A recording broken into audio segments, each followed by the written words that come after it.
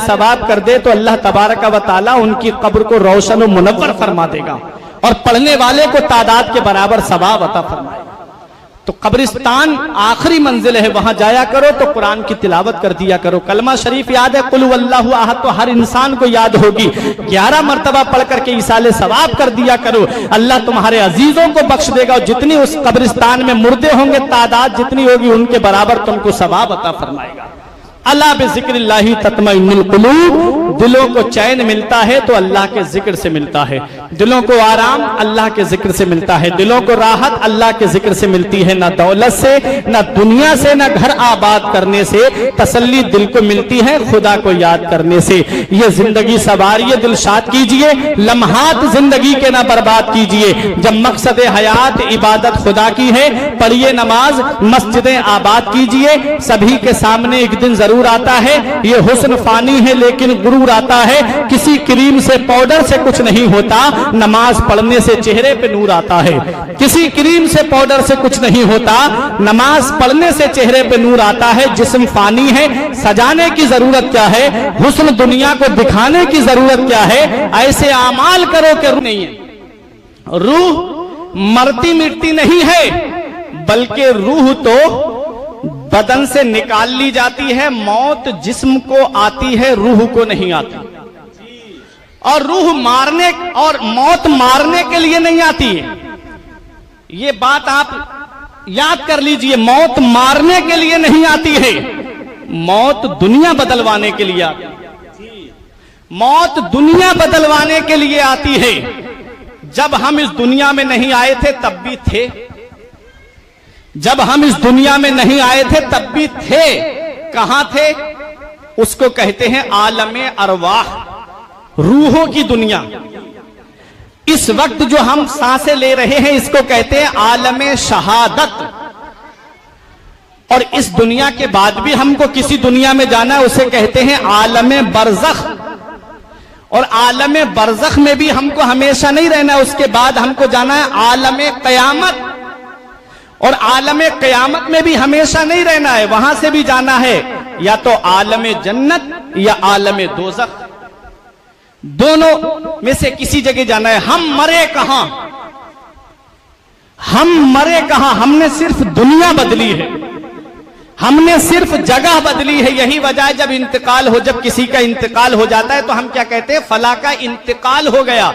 इंतकाल के माना आते हैं एक जगह से दूसरी जगह चले जाना, एक जगह से दूसरी जगह चले जाना। और सुनो, मोमिन की शान क्या होती है? ये इसाले सवाब की महफिल है। मोमिन की शान क्या होती है? नबी इरशाद फरमाते हैं कि जब मोमिन की रूह निकलने का वक्त करीब आता है तो अल्लाह ताला आसमान से इतने फरिश्ते भेजता है कि जमीन और आसमान के दरमियान की जो जगह है वो पुर हो जाती है। फिर हजरत इज़राइल अलैहिस्सलाम तशरीफ लाते हैं और जिसकी रूह निकलना होती है उसके सरहाने आकर के बैठते हैं। इरशाद फरमाते हैं, ऐ पाकीज़ा रूह, अपने रब की बारगाह की तरफ चल। मोहब्बत से बोलो सुभान अल्लाह।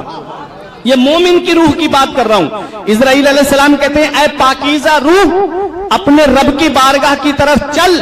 फिर रूह निकाल लेते हैं और उस रूह को हजरत इज़राइल अलैहिस्सलाम जब अपने हाथों में लेते हैं तो दूसरे फरिश्ते पलक झपकने से पहले उस रूह को अपने हाथों में लेकर के और रब की बारगाह की तरफ चल देते हैं। और जब उस रूह को लेकर के जाते हैं रब के कुर्बे खास में, मोमिन की रूह की बात कर रहा हूं, रब के कुर्बे खास में, और रब के कुर्बे खास में ले जा करके फरिश्ते उस रूह को पेश करते हैं। रब फरमाता है, मेरे इस बंदे की रूह को इल्लीईन की किताबे इल्लीईन में लिख दो, जो रूहों का बुलंद मकाम है उनके दर्जे में लिख दो, और इस रूह को वापस उसके जिस्म में भेज दो। फिर रूह वापस आती है और आने के बाद में जब रूह जिस्म में आती है तो दो फरिश्ते आते हैं, एक का नाम मुनकर है, एक का नाम नकीर है।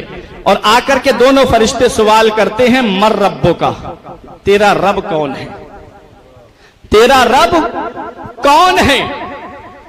मोमिन होता है बंदा तो जवाब देता है, रब्बी अल्लाह, मेरा रब अल्लाह है।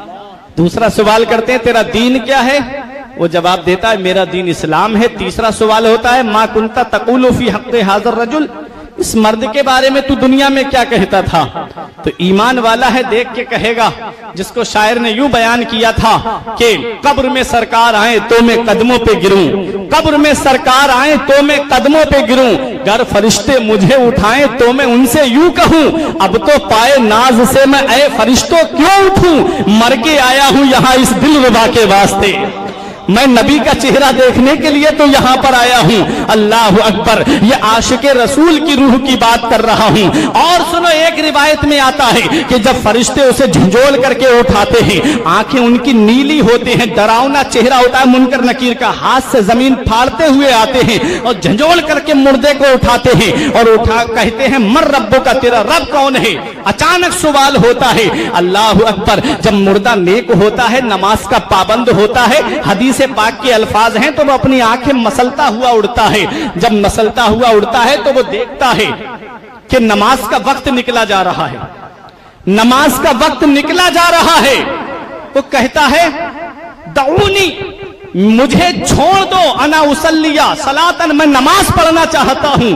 ऐ फरिश्तों, तुम्हारा जो भी सवाल है वो मुझसे बाद में करना, पहले मैं नमाज तो पढ़ लूं। अल्लाह अकबर, ये बंदा खड़ा हो जाता है। फरिश्ते अर्ज करते हैं मौला ये तेरा कौन सा बंदा है? आवाज आती है गैब से, ऐ फरिश्तों तुम्हें नहीं पता, ये मेरा वो बंदा है जो नमाज के वक्त पे नमाज की पाबंदी करता था, नमाज को पाबंदी के साथ पढ़ता था। मुझे बताओ एकदम खुदा के प्यारे मुसलमानों, क्या वो इंसान ये कह सकेगा कब्र में, जो नमाज के लिए, जो टीवी देखने के लिए अब नमाज को छोड़ देता है, क्या वो बंदा कब्र में ये कहेगा कि जो थोड़ी सी बीमारी आने पर रमजान शरीफ के रोजे छोड़ देता है, क्या ये सब ये जवाब फरिश्तों को वो बंदा दे देगा जो थोड़े से सीरियल के लिए मेरी मां बहनें नमाज को छोड़ देती है?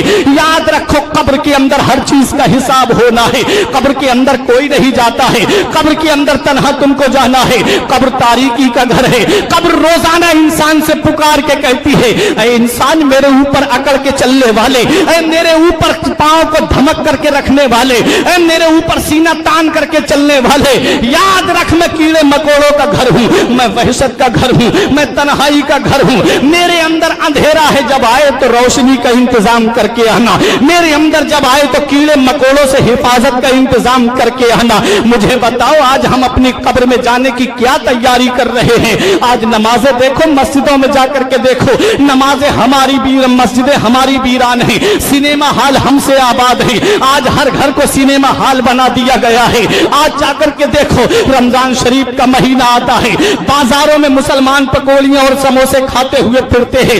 क्या जवाब दोगे कयामत में अपने रब को? और कब्र के अंदर जब फरिश्ते तुमसे पूछेंगे, डायरेक्ट फरिश्ते सवाल करते हैं मर रब्बों का, तेरा रब कौन है? याद रखो, जिस चीज की तैयारी अगर तुमने दुनिया में नहीं की है, जिस इम्तिहान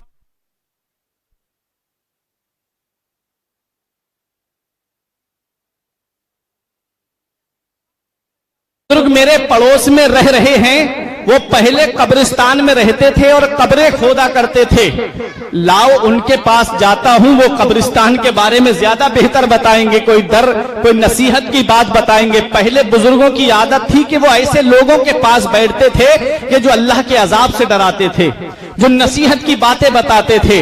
आज तो हमारा मुआशरा ही बदल गया, नौजवान ऐसी जगहों पे बैठता है जहां पर उसके ऊपर बदनामी के धब्बे लग जाएं। हालांकि हदीस पाक है, नबी फरमाते इत्तकू मवाज़ियत तुहुम, तोहमतों की जगहों से भी बचो, जहां से तोहमत लगे तुम्हारे ऊपर उस जगह से भी बच जाओ। हजरत मुस्लिम बिन अम्र फरमाते, मैं गया उस बूढ़े शख्स के पास, मैंने कहा चचा एक बात बताएं, पहले आप कब्र खोदा करते थे, आप मुझे आज कोई कब्रिस्तान की अजीब बात बताइए। तो वो बुजुर्ग ने इतना सुना तो रोने लगे। कहते हैं मुस्लिम बिन अम्र, आज तू मुझसे मेरा राज पूछ रहा है तो मैं आज तुझे बता रहा हूं। एक बार मैं कब्र खोद रहा था, मैंने 2 कब्रें तैयार कर ली। लोग तैयार कर लेते थे, ये कोई बईद बात नहीं है। अभी आपने देखा होगा कोरोना काल में लोगों ने 10-10 कब्रें बरेली में हम देखते थे कि तैयार करके रखते थे, पहले ही से कैसे हालात गुजरे थे, लेकिन फिर भी इंसान को कोई नसीहत हासिल नहीं हुई, फिर भी इंसान ने कोई इबरत हासिल नहीं की। कैसे कैसे जनाजे उसके सामने से उड़ते हुए जा रहे थे, लेकिन फिर भी अल्लाह का खौफ इसके दिल में नहीं आया कि अचानक से एक एक घर में 3-3 जनाजे आज किसी का, कल किसी का, परसों किसी का, एक एक दिन में 3-3 जनाजे, फिर भी नसीहत हासिल नहीं कि कहीं हमारा वक्त ना जाए। मेरे आका दुआ करते थे, अल्लाह मैं तुझसे अचानक वाली मौत से पनाह मांगता हूं। मेरे आका दुआ करते थे, अल्लाह मैं तुझसे अचानक आने वाली मौत से पनाह मांगता हूं। मेरे आका ने इरशाद फरमाया, अल्लाह जिस बंदे से राजी होता है, अल्लाह जिस बंदे से मोहब्बत फरमाता है, अल्लाह पहले उसको बीमारी लगा देता है। अल्लाह जिस बंदे से राजी होता है, मोहब्बत फरमाता, अल्लाह पहले उसे कोई तकलीफ दे देता है, ताकि जब इंसान तकलीफ में होता है तो अपने रब को याद करता है, अल्लाह अल्लाह करता है, अपने रब को पुकारता है। मेरा रब चाहता है कि मेरा ये बंदा जब मुझसे मिले तो गुनाहों से पाक साफ हो। मिशकात शरीफ की हदीस पाक है, मन युरीदिल्लाहु खैरन युसब मिन्हु, अल्लाह जिससे भलाई का इरादा फरमाता, अल्लाह पहले उसको आजमाइश में मुब्तला फरमाता है, पहले उसका इम्तिहान लेता है परेशानियों में, ताकि मेरा बंदा इम्तिहान में पास होता है या नहीं होता है। हमको सब्र करना चाहिए, हर मकाम पे सब्र करना चाहिए। मैं अर्ज ये कर रहा था, वो कहते हैं बुजुर्ग, ऐ मुस्लिम बिन अम्र, मैं कब्र खोद रहा था, 2 कब्रें मैंने तैयार कर ली, जब तीसरी कब्र मैंने सोचा लाओ 1 कब्र और तैयार कर लूं, जब उसमें कहते हैं मैंने कब्र खोदना शुरू की तो उसमें से मुझे तपिश आई, तपिश लगी मुझे। कहते हैं मैंने कब्र को खोदा, खोद के तैयार कर दिया, फिर मैं एक पेड़ के नीचे बैठ गया कि देखूं ये इन कब्रों में कौन आता है। जिस कब्र से तपिश आ रही है, देखूं तो सही ये कब्र में कौन आएगा। वो बुजुर्ग कहते हैं एक जनाजा आया, उसके साथ में 4 लोग तो कांधा देने वाले थे और 2-3 लोग और थे। बोले वो आए, आकर के मुझसे वो वाली कब्र खरीद ली जो मैंने पहले खोदी थी। वो कब्र खोद, मैंने पूछा ये कौन है, कहा कि ये बहुत गरीब आदमी था, ये इतना गरीब था कि अमीरों ने इसे कांधा देना भी पसंद नहीं किया, ये इतना गरीब था कि अमीरों ने इसके जनाजे में आना भी पसंद नहीं किया, ये गरीब था, गुर्बत में था। वो कहते मैंने पूछा कि इसका अमल कैसा था, कहा ये गरीब जरूर था लेकिन इसका रिश्ता नमाजों से बहुत मजबूत था, इसका रिश्ता शरीयत से बहुत मजबूत था। गरीब जरूर था लेकिन नमाज का पाबंद था, गरीब जरूर था लेकिन नबी पे दुरूद पढ़ने वाला था, गरीब जरूर था लेकिन अपनी नबी की शरीयत पे पाबंदी के साथ अमल करता था। वो कहते हैं कि हमने चंदा करके इसका कफन दफन का इंतजाम किया है, और ये जो कब्र खरीदी है ना, ये भी हमने चंदा करके ही खरीदी है। वो बुजुर्ग आंसू पोंछ के कहते हैं लो ये पैसे मैं आपसे नहीं लूंगा, इस सवाब में मुझे भी शरीक कर लो, ऐसे नेक इंसान के लिए मैं पैसे लूंगा नहीं। वो पैसे वापस कर देते हैं। कहते हैं मैं फिर पेड़ की आड़ में बैठ गया, मैंने सोचा लाओ देखूं ये क्या है। इससे पहले वो बुजुर्ग फरमाते हैं कब्र में दाखिल होने वालों से पहले आसमान से 2 लोग उतरे और बड़े खूबसूरत घोड़े पे सवार थे, उनके चेहरे पे नकाब पड़ी हुई थी। कहते हैं वो तीनों कब्रों के पास खड़े होकर के एक ने कहा कि इसको लिखो 12 मील तक चौड़ी, 12 मील मशरिक, 12 मील मगरिब, 12 मील शिमाल, 12 मील जुनूब तक इसकी कब्र को कुशादा कर दो, इसकी कब्र को रोशन कर दो। तो कहते हैं मैं देख रहा था ये, तो उसने लिख दिया दूसरे वाले ने। फिर दूसरी कब्र के पास आके कहा इसको लिख दो। कहा क्या लिखूं, कहा जहां तक नजर जाए वहां तक इसकी कब्र को रोशन लिख दो, वहां तक इसकी कब्र को कुशादा लिख दो। कहा जब तीसरी वाली कब्र का नंबर आया, मैं देख रहा था कि ये तीसरी वाली कब्र के लिए क्या कहते हैं, तो कहा कि इसको लिख दो अंगूठे और शहादत वाली उंगली के दरमियान जितना फासला है इतनी तंग लिख दो। कहते इतना तंग लिख दिया गया। बोले बुजुर्ग अब मैं इंतजार कर रहा था देखूं आएगा कौन इन तीनों कब्रों में। कहते हैं पहला जनाजा आया, 4 लोग कांधा देने वाले और 4-5 लोग उनके साथ में थे।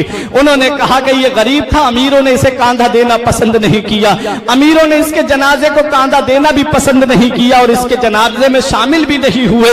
ये गरीब था, हमने चंदा करके इसका कफन दफन का इंतजाम किया है। वो बुजुर्ग कहते हैं वो पैसे मैंने वापस कर दिए, लो मैं इसके तुम्हारे साथ इसके सवाब में मैं शरीक होना चाहता हूं। दूसरी कब्र में जब इंसान को रखने वाले को लाया गया तो उसके साथ सिर्फ 4 लोग थे, कांधा देने वाले ही लोग थे, उसके अलावा कोई नहीं था।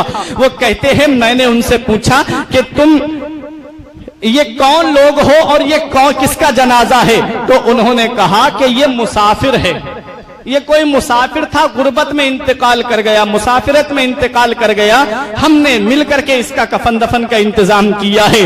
तो वो बुजुर्ग कहते हैं तुम इसको मुसाफिर समझ रहे हो, लेकिन मैं जानता हूं ये मुसाफिर नहीं है बल्कि ये अल्लाह का नेक बंदा है जिसकी कब्र को ताहद्दे नजर कुशादा कर दिया गया है। बोले अब मैं देख रहा था कि तीसरी कब्र में कौन आता है जिसमें से तपिश आई थी मुझे, और जिसके लिए कहा गया था कि ये अंगूठे और शहादत वाली उंगली के दरमियान तंग कर दो। कहा जब तीसरा जनाजा आया, बहुत दूर तक मजमा, और लोग भाग भाग के उस जनाजे को कांधा दें, ऊपर फूलों की चादर पड़ी हुई। प्यारे मुसलमानों, गौर से सुनो, कब्र के अंदर क्या चलता है वो सुनो। वो कहते हैं जनाजे में लोग भाग भाग के कांधा दे रहे थे।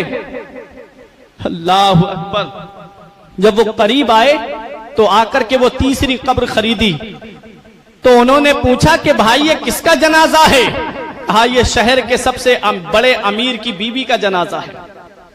शहर के सबसे बड़े अमीर की बीबी का जनाजा। वो कहते हैं कि जनाजा बीबी का? कहा हाँ, शहर के सबसे बड़े अमीर की बीबी है। देखते नहीं लोग कैसे दौड़ दौड़ करके कांधा लगा रहे हैं। बोले हालात तो मैं जानता हूं, लोग भाग भाग करके जनाजे को कांधा दे रहे थे। बहुत पहले मैंने शेर नाजिर भाई से सुना था कि पता लगाओ ये मैयत किसी अमीर की होगी, कि दौड़ दौड़ के कांधा लगा रहे हैं लोग। अल्लाह अकबर। जब उस औरत को कब्र के अंदर रखा गया, प्यारे मुसलमानों, वो कहते हैं कि फूलों की चादर पड़ के आई थी उसके ऊपर, लोग दौड़ दौड़ करके उसके कांधे को, जनाजे को कांधा दे रहे थे। वो कहते हैं मैंने एक शख्स का हाथ पकड़ के पूछा भाई ये तो बता दे ये औरत थी कैसी, दुनिया में इसका अमल कैसा था? कहा ये बहुत अमीर घर से थी, लेकिन ये बेपर्दा घर से निकलती थी। ये थी तो बहुत अमीर घराने की, इसकी जो सहेलियां थी वो भी बेपर्दा निकलती थी, और ऐसी बेपर्दा कि ये अपनी अय्याशियों की वजह से नमाजों को छोड़ दिया करती थी, और ऐसी बगैर शौहर की मर्जी के घर से बाहर निकलना, लोगों के सामने बेपर्दा आना। कहते हैं बुजुर्ग मैं समझ गया कि इसको इसके अमाल की सजा कब्र के अंदर मिल रही है। इसलिए याद रखो प्यारे मुसलमानों, कब्र ये नहीं पूछती, कब्र तुमसे ये नहीं पूछती कि तेरी बिरादरी क्या है, कब्र तुझसे ये नहीं पूछती कि तेरा खानदान क्या है, कब्र तुमसे ये नहीं पूछती कितने लोगों को सपोर्ट करके आए हो, कब्र ये नहीं पूछती है कितने लोग तेरे फॉलोवर थे, कब्र ये नहीं पूछती है कितनी बार तू इलेक्शन में जीता है, कब्र ये नहीं पूछती है कितनी बार तुम लोगों कितने पैसे लोगों के गवा करके आए हो। याद रखो कब्र, जब कब्र के अंदर इंसान पहुंचता है तो कब्र यही पूछती है मेरे अंदर आने वाले आमाल कैसे लेकर के आया है, मेरे अंदर आने वाले बता तेरा नामा आमाल कैसा है। अगर नामा आमाल में नेकियां होती है तो मुर्दा खुश हो जाता है और कब्र को उसकी तहद्दे नजर कुशादा कर दिया जाता है। और अगर गुनाहगार होता है, दुनिया में गुनाहगारी करके गया है, दुनिया में गुनाहों का बोझ अपने कांधों पर लेकर के गया है, तो मेरा इमाम पुकार के कहता है कि जिस छुप के लोगों से किए जिसके गुनाह, छुप के लोगों से किए जिसके गुनाह, वो खबरदार है क्या होना है, कल तो दीदार का दिन है और यहाँ आंख बेकार है क्या होना है। और याद रखो प्यारे मुसलमानों, वो कड़ी मार है क्या होना है। कब्र के अंदर कोई काम नहीं आता है, कोई जमींदारी काम नहीं आती है, कब्र के अंदर कोई अजीज काम नहीं आता है। कब्र के अंदर अगर कोई काम आता है तो मदीने वाले मुस्तफा काम आते हैं, कब्र में कोई काम आता है तो दोनों आलम के मालिक और मुख्तार काम आते हैं। इसलिए अपना रिश्ता मदीने वाले मुस्तफा के दर से जोड़ लो, नबी के दर से रिश्ता जोड़ लोगे तो कब्र में मुस्कुराते हुए जाओगे और यही कहते जाओगे लहद में इश्के रुखे शह का दाग लेके चले, अंधेरी रात सुनी थी चराग लेके चले। मौत मिटाने नहीं आती है, मौत दुनिया बदलवाने आती है। तोहफतुल मुमिन अल मौत, हदीस पाक है मोमिन के लिए मौत तो तोहफा है और तोहफा अजीज को दिया जाता है, तोहफा प्यारे को दिया जाता है। मोमिन के लिए मौत तोहफा है और क्या अजीज तोहफा है कि ये मौत हमको एक महबूब को दूसरे महबूब से मिलाने का जरिया है, मदीने वाले मुस्तफा से हमको मिलाने के लिए आती है। हमारी आंखें इस लायक नहीं कि नबी का दीदार कर सके, इतना पैसा नहीं था गुंबद खजरा का दीदार कर सके। मौत ने हमारे ऊपर यह एहसान कर दिया कि जब हम कब्र में पहुंचे तो मदीने वाले मुस्तफा का दीदार हो गया। ये है नबी फरमाते हैं मोमिन के बदन से रूह ऐसे निकाल ली जाती है जैसे गुंदे हुए आटे से बाल खींच लिया जाता है। जी हदीस पाक है, नबी फरमाते हैं मोमिन के बदन से रूह ऐसे निकाल ली जाती है जैसे गुंदे हुए आटे से बाल खींच लिया जाता है। बहुत बड़े मुफस्सिर हैं हजरत अल्लामा इस्माइल हक्की रहमतुल्लाह अलैह, जिन्होंने तफसीर रूहुल बयान लिखी है कुरान की तफसीर। वो फरमाते जब मैंने ये हदीस पढ़ी तो मैं सोच में पड़ गया। क्यों? क्योंकि मौत के वक्त बहुत तकलीफ होती है। इतनी तकलीफ होती है मौत के वक्त कि अगर मलमल का कपड़ा पेरी के दरख्त पे डालो और खींचो तो एक एक तार अलग हो जाता है। ऐसे ही रूह निकलने के वक्त इंसान के आज़ा का एक एक उज़्व दुखने लगता है। अल्लाह ताला बुजुर्ग फरमाते हैं अल्लाह ताला रूह निकलने से पहले 3 आज़ा की ताकत पहले खत्म कर देता है। हाथों की ताकत सबसे पहले खत्म हो जाती है, पैरों की ताकत सबसे पहले खत्म, फिर जुबान की ताकत अल्लाह सबसे पहले खत्म कर देता है। क्यों? क्योंकि अगर ये आज़ा की ताकत खत्म ना की जाए तो मुर्दा रूह निकलने वाला अपने जिस्म को अपने बालों को नोचने लगे, लोगों के गिरेबान फाड़ दे, इतनी तकलीफ होती है। और जुबान की ताकत इसलिए अल्लाह खत्म कर देता है कि ऐसा चीखेगा कि पास पड़ोस के लोग भी डर जाएंगे। पैरों की ताकत इसलिए अल्लाह खत्म कर देता है कि भाग के जंगलों की तरफ निकल जाएगा। इसलिए 3 आज़ा की ताकत पहले खत्म होती है फिर रूह निकलती है। याद रखो प्यारे मुसलमानों, कितनी तकलीफ होती है। हजरत ईसा अलैहिस्सलाम ने सोचा था कि मैं मुर्दों को जिंदा कर देता हूँ, लाओ आज अपनी माँ मरियम को जिंदा कर दूं। वो हजरत मरियम जिनके लिए कुरान की सूरत उतरी, जिनकी पाकीज़गी की गवाही कुरान दे, जिनके तय्यबा और ताहिरा होने की गवाही कुरान दे, जो एक पैगंबर की माँ है। हजरत मरियम की कब्र पे जाके कहा अम्मी मैं तुम्हें जिंदा करना चाहता हूँ। तो कब्र के अंदर से आवाज आती है बेटा तू मुझे जिंदा करेगा फिर मौत आएगी? कहा हाँ अम्मी मौत आएगी। अल्लाह कुरान में फरमाता है, मैं मफहूम बता रहा हूँ, अल्लाह फरमाता है कुल्लु नफ्सिन ज़ायक़तुल मौत, हर नफ्स को मौत का मजा चखना है।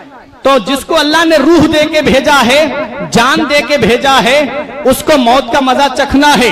अब मुझे प्यारे मुसलमानों में तुम्हें बताता हूं, तो हजरत मरियम ने कहा बेटा एक बार जो मेरे ऊपर मौत आई है, यानी मौत का जो मैंने मजा चखा है, उसका मैं अब तक मजा महसूस कर रही हूँ, उसकी तकलीफ अब तक महसूस कर रही हूँ। बेटा मेरे अंदर इतनी ताकत नहीं कि दोबारा मैं मौत का मजा चख पाऊं, मुझको जिंदा मत करना। तो सोचो कितनी तकलीफ होती है रूह निकलने के वक्त। एक हदीस पाक कहती है मोमिन के बदन से रूह ऐसे निकाल ली जाती है जैसे गुंदे हुए आटे से बाल खींच लिया जाता है। और इधर पता चल रहा है कि तकलीफ बहुत ज्यादा होती है। ये दोनों हदीसों में मैं तत्बीक करके अपनी तकरीर को खत्म कर रहा हूं। ये प्यारे मुसलमानों, हजरत अल्लामा इस्माइल हक्की रहमतुल्लाह अलैह कहते हैं मैंने सोचा ला कुरान में हर चीज का बयान है, इस हदीस की तर्जमानी में कुरान में देखता हूं कि मोमिन के बदन से रूह ऐसे निकाल ली जाती है जैसे गुंदे हुए आटे से बाल खींच लिया जाता है। कहते हैं जब मैं कुरान पढ़ रहा था बज़ाहिर मुझे नहीं मिला, मैं जब सोया तो नसीबा जाग गया, ख्वाब में मदीने वाले मुस्तफा की जियारत हो गई। जब नबी तशरीफ लाते हैं, नबी इरशाद फरमाते हैं इस्माइल सूरह यूसुफ में तलाश करो। जब हजरत इस्माइल हक्की रहमतुल्लाह अलैह बेदार हुए, वुजू किया, कुरान की तिलावत शुरू कर दी। और जब आपने सूरह यूसुफ को पढ़ा, जब आप इस आयत करीमा पर पहुंचे कि जब मिस्र की औरतों ने हजरत जुलेखा यानी जलीखा को ताना दिया कि ऐ जलीखा तुझे क्या हो गया, वो मिस्र की गलियों में बिकने वाला गुलाम, तू एक गुलाम पर फरेबता हो गई, तू एक गुलाम पर आशिक हो गई। अरे तू वजीर आजम की बीबी है, तू एक गुलाम को दिल दे बैठी। तब हजरत जुलेखा ने कहा तुम भी सच्ची हो मैं भी सच्ची हूँ। तुम इसलिए सच्ची कि तुमने देखा नहीं यूसुफ अलैहिस्सलाम को, मैं इसलिए सच्ची मैंने उनका हुस्न देखा है। हजरत यूसुफ अलैहिस्सलाम के लिए जब कहा तो औरतों ने कहा कि हम देखना चाहते हैं। मिस्र की औरतों को दीदार कराने के लिए हजरत यूसुफ की बारगाह में अर्ज किया आप उनको अपना दीदार करा दीजिए। हजरत यूसुफ अलैहिस्सलाम ने रब की बारगाह में अर्ज किया मौला क्या करूं, आवाज आई जाइए। हजरत यूसुफ अलैहिस्सलाम आए, अगर हजरत जुलेखा ने एक छुरी दी और एक फल दिया और कहा कि जब यूसुफ का हुस्न तुम्हारे सामने आए तो इस छुरी से इस फल को काटना। हजरत यूसुफ अलैहिस्सलाम का हुस्न जब निगाहों के सामने आया, जब मिस्र की औरतों ने यूसुफ अलैहिस्सलाम को देखा, अल्लाह का कुरान कहता है फलम्मा रअनहु अकबरनहु व क़त्ताना अयदियहुन्ना व कुल्ना हाशा लिल्लाहि मा हाज़ा बशर इन हाज़ा इल्ला मलकुन करीम। मिस्र की औरतों ने जब यूसुफ अलैहिस्सलाम को देखा तो फल काटने के साथ साथ अपने हाथ की उंगलियां काट ली, लेकिन दर्द नहीं हुआ, एहसास नहीं हुआ, पता नहीं चला। क्यों? क्योंकि सामने यूसुफ अलैहिस्सलाम का हुस्न था। मिस्र की औरतें कहती हैं अरे ये कोई जिनसे बशर से नहीं है, ये तो कोई मुअज़्ज़ज़ फरिश्ता लग रहे हैं। हज़रात गिरामी, कुरान कह रहा है जब मिस्र की औरतों ने यूसुफ अलैहिस्सलाम को देखा तो अपनी उंगलियां काट ली, उन्हें दर्द नहीं हुआ। हदीस पाक सुनो, नबी फरमाते हैं जब मोमिन की रूह निकलने का वक्त करीब आता है तो उसकी रूह को निकलने के वक्त में उसकी रूह इतनी आसानी से निकाली जाती है जैसे गुंदे हुए आटे से बाल खींच लिया जाता है, जैसे मशकीजे से कतरा बाहर आ जाता है। हज़रात गिरामी, अब बताना मकसद ये है कि जब मिस्र की औरतों के सामने यूसुफ अलैहिस्सलाम का हुस्न आ जाए तो उंगलियां कटने का एहसास ना हो, बिल्कुल दर्द ना हो। ऐसे ही जब मोमिन की रूह निकलने का वक्त करीब आता है उसे मदीने वाले मुस्तफा का दीदार करा दिया जाता है, उसे नबी का हुस्न दिखा दिया जाता है। जब तुम नबी का हुस्न देखता है, नबी के जमाले जहां आरा को देखता है, ऐसा गुम हो जाता है, इधर उसकी रूह निकल जाती है, उसे पता भी नहीं चलता है। अल्लामा हसन उस्ताद ज़मन बरेली से पुकार के कहते हैं आस्था पे तेरे सर हो अजल आई हो, आस्था पे तेरे सर हो अजल आई हो, और ऐ जाने जहां तू भी तमाशाई हो। बंद जब ख्वाबे अजल से हो हसन की आंखें, उसकी नजरों में तेरा जलवाए ज़ेबाई हो।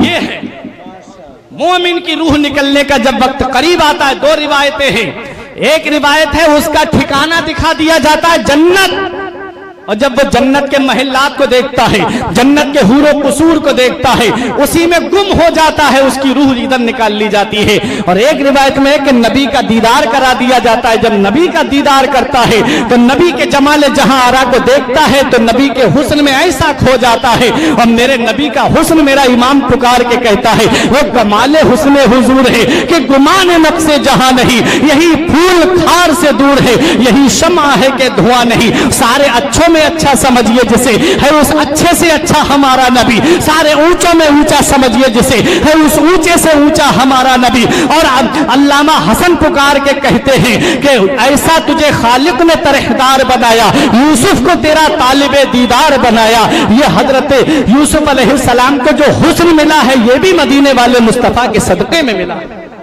तो सोचो, ये है मोमिन की रूह। जब रूह बदन से निकलती है तो मरती मिटती नहीं है, बल्कि रूह दुनिया बदल लेती है और जाकर के अपने नबी का दीदार करती है। और काफिर की रूह बड़ी सख्ती से निकाली जाती है, काफिर की रूह बड़ी सख्ती से। हुजूर अब्दुल हक मुहद्दिस देहलवी की एक किताब है, उसके अंदर लिखा है कि आप इंतकाल करने वाले की हैयत देख लो, जनाजा देख लो।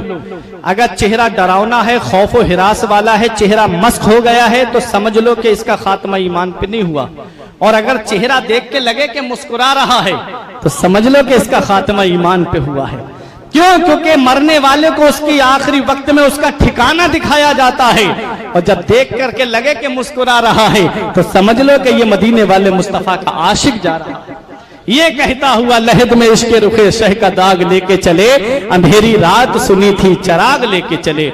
इसलिए कब्र कहती है मेरे अंदर जब आओ तो अपनी तैयारी करके आना।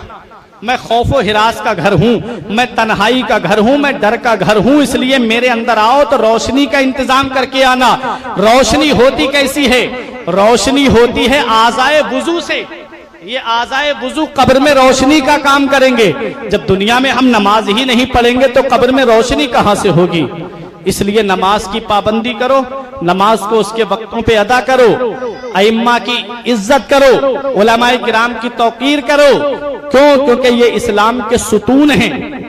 उलमाए किराम, इनकी तौकीर करो, इनके पास बैठो, नसीहत की बातें सुनो, शरीयत की बातें सुनो, कुरान और हदीस की बातें सुनो।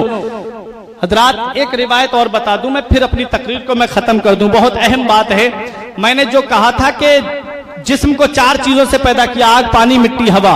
रूह हुक्म रब का नाम है। रूह मरती मिटती नहीं है, रूह बदन से निकाल ली जाती है। अलग अलग मकामात हैं, वहां पर रूहों को रख दिया जाता है, किसी की आला इल्लीन में, किसी की आलम बरज़ख में, किसी की उसकी कब्र के पास। अब बात सुने, आला हजरत ने अल मलफूज शरीफ के अंदर बयान फरमाया है कि शेख मुहियुद्दीन इब्नुल अरबी की रिवायत से कि जो बंदा 70,000 मरतबा कलमा शरीफ पढ़ करके अपने मरहूम के लिए ईसाले सवाब कर दे तो अल्लाह ताला उसको भी बख्श देता है जिसके लिए कलमा शरीफ पढ़ा गया है, और उसको भी बख्श देता है जो कलमा शरीफ पढ़ने वाले को भी बख्श देता है, जिसके लिए पढ़ा जाता है उसको भी बख्श दिया जाता है। इसी से हम तीजे का मसला निकालते हैं।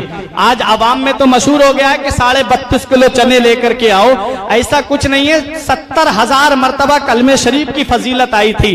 100 ग्राम चने ला करके गिल्लो और कितने किलो पे जाकर के 70,000 पहुंच जाए, बढ़ती हो जाए, अल्लाह तबारक व तआला के फजलो करम से और ज्यादा सवाब मिलेगा।